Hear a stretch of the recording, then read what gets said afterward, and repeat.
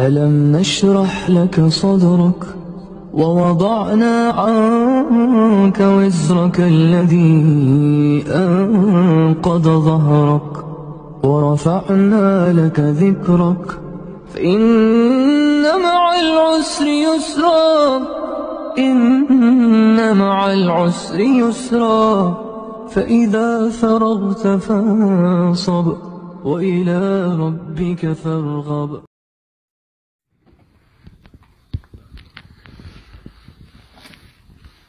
Au nom de Dieu le clément, le miséricordieux par essence et par excellence, que la paix et les bénédictions de Dieu soient sur son prophète, ainsi que sa famille, ses compagnons, chers frères et sœurs. Je vous salue avec le salut de l'islam, et le salut de l'islam, assalamu alaikum wa rahmatullah. Le thème de ce serment, c'est l'économie dans les actes d'adoration. Chers frères et sœurs, l'islam est la religion de la facilité, et la religion qui ne fait pas porter plus qu'on sait porter à notre charge. C'est pour cela que l'islam a interdit de faire ou de se faire souffrir son ego. Et il y a énormément de versets qui traitent ce sujet, ainsi que des hadiths du prophète Mohammed sallallahu alayhi wa sallam. Puisqu'on n'a pas le temps, on va essayer de donner des exemples de versets du Coran et des hadiths du prophète Mohammed alayhi salatu wa sallam. Le premier verset qui est important, quand les Qurayshites ils embrassèrent l'islam, à un moment donné les Qurayshites ils viennent auprès du prophète Mohammed alayhi salatu wa sallam, ils lui disent que le Coran il donne énormément de charges, il porte préjudice à la personne, et Allah subhanahu wa ta'ala, l'exalté soit-il, a descendu et a répondu à ces groupes en leur disant, en s'adressant au prophète Mohammed sallallahu alayhi wa sallam, il a dit: Taha, nous n'avons point fait descendre sur toi le Coran pour que tu sois malheureux. Donc c'est pas à cause du Coran qu'on est malheureux, qu'on est dans la gêne, mais au contraire, avec le Coran, on est dans la facilité, dans le bonheur, dans la proximité d'Allah subhanahu wa ta'ala, et non loin de Dieu qu'on est vraiment dans la gêne. Et il dit dans un autre verset: Allah veut pour vous la facilité, il ne veut pas la difficulté pour vous. Et Aïcha radiallahu anha, d'après le prophète sallallahu alayhi wa sallam, il rentra un jour chez elle et il trouva une femme, et il demanda à Aïcha qui est-ce. Et Aïcha, il lui dit: c'est un tel qui est venu me parler de ses actes d'adoration, et elle fait la prière, il fait le jeûne, il fait le monde, enfin il fait énormément de choses. Et le prophète Mohammed sallallahu alayhi wa sallam, il lui dit: Allah ne veut pas la gêne et ne veut pas les difficultés.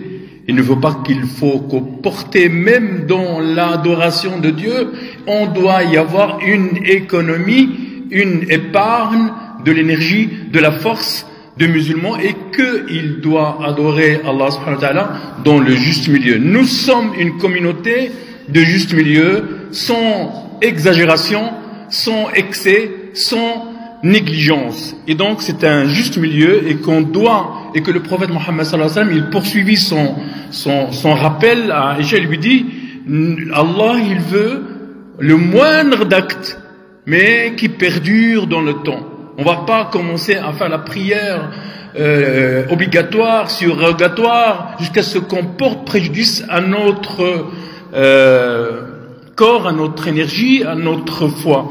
Et Aïcha radiallahu anha, il poursuivit dans un autre hadith, il dit que le prophète Mohammed sallallahu alayhi wa sallam, il dit: si quelqu'un parmi vous, il a sommeil, ou la fatigue, il a une somnolescence, qu'il arrête, il est en train de faire la prière, qu'il arrête de faire la prière, parce que la prière se fait dans l'art de prier Allah subhanahu wa ta'ala, dont il y a des conditions de faire la prière, pas n'importe comment, pas n'importe quoi, mais en respectant les règles de la prière, c'est-à-dire il faut être avec raison.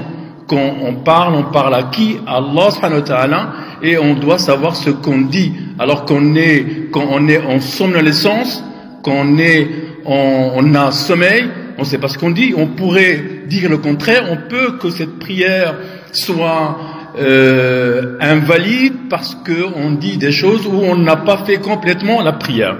Et donc, il est préférable de dormir, de se reposer et après faire la prière correctement.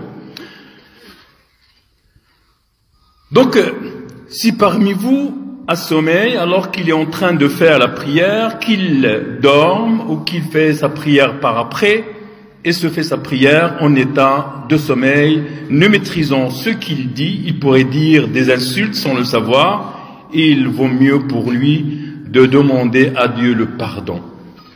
Regardez, chers frères et sœurs, même dans la prière, qui est le pilier de l'islam, qui est le second pilier de l'islam, si le musulman ressent la moindre fatigue, le moindre somnolescence, il doit dormir et après accomplir la prière.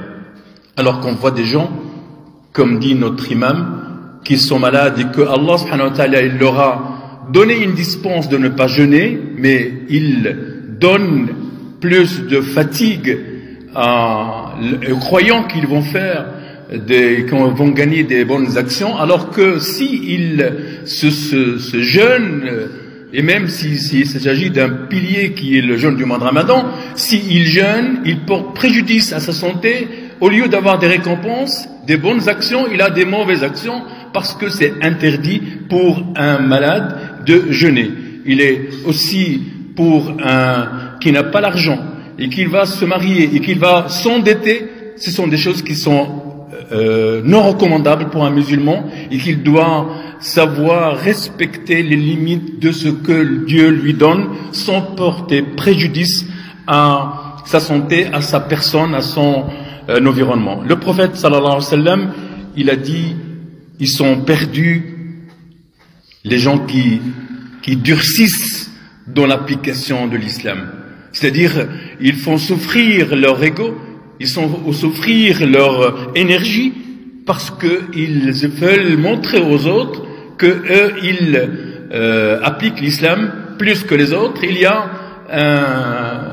une histoire à ce propos-là au temps du prophète Mohammed alayhi salam. Ils sont venus trois catégories de groupes.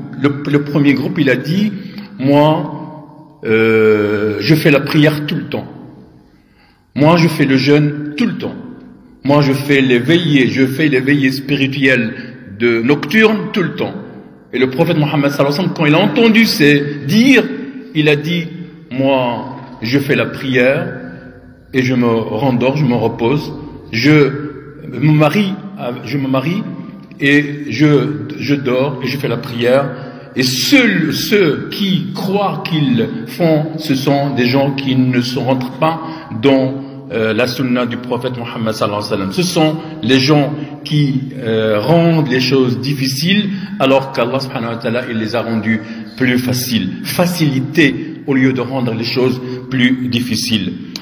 Enfin, l'islam est une religion d'équilibre, du juste milieu, de modération, et donne à chacun ses droits avec modération. Il est recommandé aux gens selon les moyens.